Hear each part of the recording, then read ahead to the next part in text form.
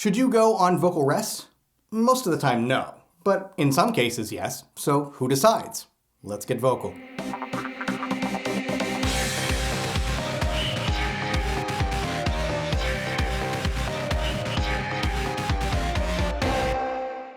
To support the Get Vocal campaign, like and share these videos. Join our community, hit subscribe, and add your voice to our conversation. Now get around vocalists for any length of time, and you'll come across at least one who will not speak to you, but instead will gesture that they're on vocal rest, usually self-prescribed. Now that used to be the logical advice. It seemed to make sense. If your voice is hurt, you should rest it, right? Not so fast. The science on this has changed, and many people, including some voice coaches, haven't caught up with the times. Now, I still hear of coaches recommending a full day of vocal rest or even more based on this old information, and they shouldn't be doing that. So, let me say to be perfectly clear that the only person who should be putting you on a full day of vocal rest is a doctor, preferably a voice doctor, not a voice coach, not a friend, and not yourself. It's reserved for only the most serious of vocal damage, and you should definitely be in a doctor's care if things are that bad. Now, even under serious conditions, your doctor may recommend something other than rest, or be specific about when and how you should vocalize and when you should rest for the fastest recovery. But long vocal rest should only be prescribed by a doctor. Now, for everyone else, you should not be using extended silence to get your voice back into shape. That approach to most vocal issues has been proven to be counterproductive and can even cause more problems. Now, the most rest that I recommend to anyone is what we call a vocal nap. 10 to 15 minute break from making any sound.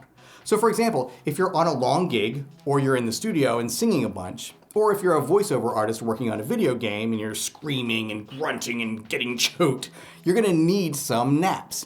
Ideally, you should be trying to take a small break once every hour. Now, what I recommend varies from client to client and even from gig to gig, but the basics is to start with about 30 seconds of a vocal fry, low and soft. Now this should be as relaxed as possible. Then follow that with 10 to 15 minutes of silence. When the time is up, I usually have them hum a little to see how things feel, maybe a few sirens. Now if things feel better than they did 15 minutes ago, you're back in the game. And if not, you may have inflamed your voice past a quick rest. Things may not get better for some time. But if you still have work to do and you have the time to take a longer break, repeat this process about every hour or even 30 minutes to see if it gets any better. And in the meantime, no need to be silent. It's okay and actually preferable to talk or sing lightly in between, keeping the voice active. Just nothing stressful. And no whispering. If you don't know yet, whispering is bad for the voice, and it is never the solution. So just some light and easy sounds. Keeping the voice active while you strengthen it is the fastest way to get it back. Now, what you do to baby your voice is specific to you, and even specific to the trouble you're having at the moment and what you need your voice to do. Part of professional voice training is learning to identify the exact problem and figure out what specific action to take when you have to use your voice.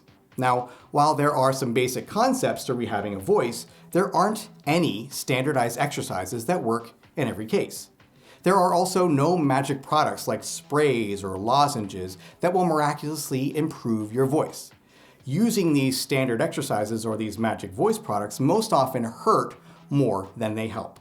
So, a customized approach will always have far better results. The more specific the practice is to the problem you're having, the more effective it will be. But whatever your process is to get your voice back on track, it should not include a full day of vocal rest or any extended time unless it comes from your voice doctor.